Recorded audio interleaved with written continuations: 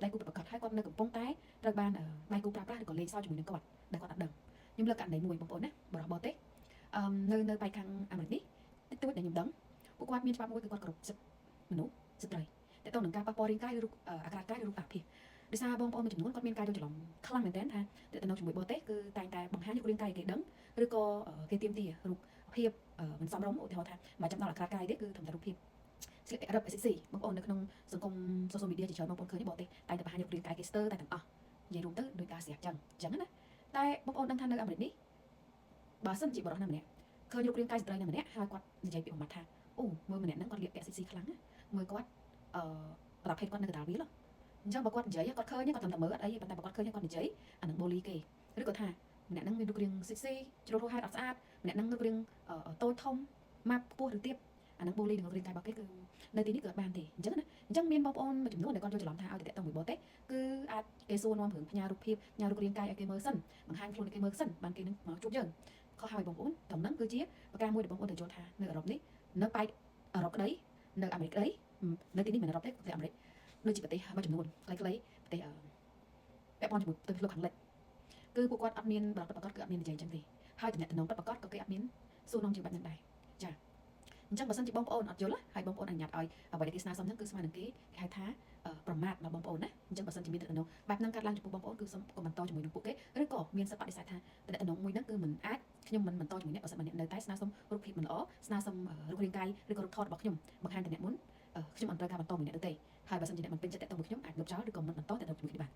មួយបែបទៀតអ្នកដែលគាត់ព្រមព្រៀងជួបណាគេដេតគេឲ្យតែគ្មានការជជែកគ្នាប្រកបច្បាស់លាស់មកដេតហើយសិតគេនឹងលួចទៅដេតអ្នកផ្សេងទៀតហើយគេនឹងមិនច្បាស់លាស់ជាមួយបងប្អូននឹងមានកំហុសនៅលើយើងខ្ញុំឲ្យកំហុសទៅលើខាងស្រីដោយសារតែធ្វើអីមួយគឺបងប្អូនត្រូវតែច្បាស់លាស់ជាមួយគេសិនបើយើងច្បាស់លាស់គឺគេក៏ច្បាស់ជាមួយយើងដែរបើយើងច្បាស់លាស់អ្នកច្បាស់លាស់នឹងចូលក្នុងជីវិតបងប្អូនបើយើងគិតឬក៏និយាយអីដែលមានផែនការត្រឹមត្រូវគឺគេអត់ហ៊ានធ្វើរឿងមិនត្រឹមត្រូវមកកាន់យើងនោះទេអញ្ចឹងបើយើងបន្តឲ្យគេធ្វើរឿងតាមចិត្តរបស់គេចង់ធ្វើបានតែបងប្អូនអនុញ្ញាតឲ្យគេចូលមកក្នុងជីវិតបងប្អូនលេងសើចអញ្ចឹងបើយើងអត់ធ្វើរឿងលេងសើចដូចគូខ្ញុំអញ្ចឹងប្តីខ្ញុំអញ្ចឹងអត់លេងសើចបើខ្ញុំបាននោះទេចាស់ស្ដែងអនុវត្តពិតប្រាកដលទ្ធផលស័ក្តិសិទ្ធិនៅរស់នេះទេ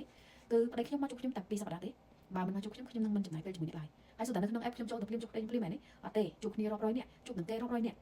និយាយជាមួយគេរាប់រយនាក់ឆាតជាមួយគេរាប់រយនាក់ក៏ប៉ុន្តែ date ពិតប្រាកដគេហៅថាការ date ជួបពិតប្រាកដឬ date in person អញ្ចឹង official date បងប្អូនគឺមកជួបខ្ញុំនៅស្រុកខ្មែរគឺតែមួយនឹងទេហើយកំឡុងពេលដែលប្តីខ្ញុំមកជួបខ្ញុំហ្នឹងគឺគ្មានឆាតជាមួយអ្នកណាបានទេគឺខ្ញុំប្រាប់ហ្មងដូចខ្ញុំវីដេអូមួយខ្ញុំនិយាយប្រាប់ណាថាប្តីខ្ញុំចៃដន្យខ្ញុំតើទៅឃើញគាត់កាន់ទូរស័ព្ទឆាតជាមួយគេជាមួយនឹងមិត្តនារីដែលគាត់បានស្គាល់គេពីមុនហើយគាត់មិនបានគិតថាម្នាក់ហ្នឹងគឺនិយាយគ្នាហើយថាអត់អាចទៅមុខបានទេតែនៅតែឆាតលេងអូខេខ្ញុំត្រូវតែច្បាស់លាស់ជាមួយថាលេងជាមួយខ្ញុំហើយច្បាស់ថាអ្នកឯងគ្មានតំណែងជាមួយអ្នកណាសូម្បីតែប្រពន្ធមុនឲ្យច្បាស់ប្រពន្ធមុនតំណែងគឺដោយសារតែនៅក្នុងច្បាប់តុលាការកំណត់ឲ្យបានចិញ្ចោលកុំជួបកូនអីចឹងក្នុងច្បាប់ដែលកំណត់មិនអាចមានសិទ្ធិដេកប្រពន្ធមុនឬនិយាយលេងជាមួយប្រពន្ធមុនឬធ្វើការពាក់ព័ន្ធលួចលាក់ឬក៏មានចិត្តថាអូខេផ្ដោតទៅប្រពន្ធមុនអត់ទេខ្ញុំធ្លាប់យកម្ដងដោយសារខ្ញុំអត់និយាយប្រាប់ប្តីខ្ញុំពេលប្រជុំខ្ញុំអត់និយាយប្រាប់គាត់ថាខ្ញុំអត់ចូលចិត្តនឹងមិនឲ្យគាត់តាក់ទងជាមួយនឹងផ្សេងសូម្បីតែប្រពន្ធមុនណាធ្វើជាចរិតតួឯងហើយកាលហ្នឹងអត់សូវដឹងណាចង់ធ្វើឯងណាបើកបេះដូងអីជាតួឯងណាឲ្យគេនឹងទៅតាក់ទងប្រពន្ធមុនទៅបើសិនជាអ្នកទៅតាក់ទងប្រពន្ធមុនបានបើចាំតាក់ខ្ញុំតាក់ទងខ្ញុំទេបើបន្តទេតំណែងខ្ញុំចាត់ទុកជាអាសាបងអីចឹងទៅតែមកជុំខ្លួនឯងមកបើជាមិនដល់ទៅទេមកពីថ្ងៃក្រោយមកទៀតគាត់ថាពេលគាត់លើយើងនិយាយចឹងគាត់មានសង្ឃឹមគាត់ថាពីមុនមកគាត់ធ្លាប់ធ្វើខុសដាក់ប្រពន្ធមុនអញ្ចឹងឥឡូវដល់ពេលស្គាល់យើងទៅយើងកែប្រែគាត់ថាស្រីមិនចូលចិត្តទៅនេះមិនចូលចិត្តទៅនោះខ្ញុំប្រឹក្សាឲ្យគាត់ប្តីខ្ញុំអ្នកប្រឹក្សាឲ្យគាត់តែថាមនុស្សស្រីមិនចូលចិត្តអីអ្នកឯងត្រូវជាប្តីធ្វើជាប្តីមិនអញ្ចឹងគាត់ចាប់ផ្ដើមស្គាល់ខ្ញុំមករយៈពេល6ខែខ្ញុំចាប់ផ្ដើមចង់សាកចិត្តគាត់បើកឱកាសឲ្យគាត់ទៅនិយាយប្រពន្ធមុនគាត់ចង់ទៅនិយាយមែនដល់ពេលក្រោយមកទៀតខ្ញុំមានអារម្មណ៍ថាឈឺចាប់ខ្លួនឯងអត់បានឲ្យសុំគាត់បាយគាត់ថាគាត់មានអារម្មណ៍ថាឈឺចាប់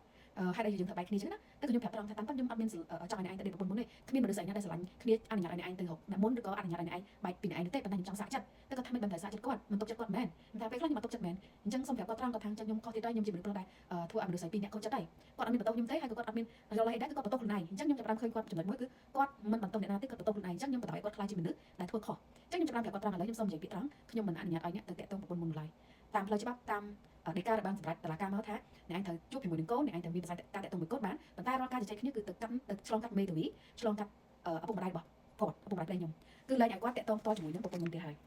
ដល់ថ្ងៃអញ្ចឹងនេះគឺជាបទពិសោធន៍ខ្ញុំគឺខ្ញុំបានតំណែងពិតប្រាកដមែនយើងច្បាស់បានអ្នកច្បាស់លាស់យើងធ្វើរឿងត្រឹមត្រូវគឺបានអ្នកត្រឹមត្រូវជាមួយយើងអញ្ចឹងខ្ញុំអត់មានបន្តឲ្យបើកឱកាសឲ្យអ្នកណាម្នាក់មកលុកលុយឬក៏លេងសើចបេះដូងខ្ញុំឬក៏ខ្លួនឯងចង់លេងសើចតែតំណងហ្នឹងជាមួយនឹងបរទេសពួកបរទេសនិយាយម៉ាត់ណាម៉ាត់ហ្នឹងតែបរទេសនិយាយតែមិនម៉ាត់ណាម៉ាត់ហ្នឹងដែលខ្ញុំលើកឡើងខ្ញុំខុសមានអាពួកទៅជួបមានដែរចាអាពួកមនុស្សស្រីដែលនៅស្រុកគេទាត់ក្បាលចោលគេអត់យកអាពួកប្រភេទដែលអាយុចាស់ៗហើយគេមិនយកមូលហេតុអីខ្លួនឯងនឹងវាអន់ខ្លួនឯងនឹងវាគ្មានទំនួលខុសត្រូវខ្លួនឯងនឹងវាមានចំណុចខ្វះខាតច្រើន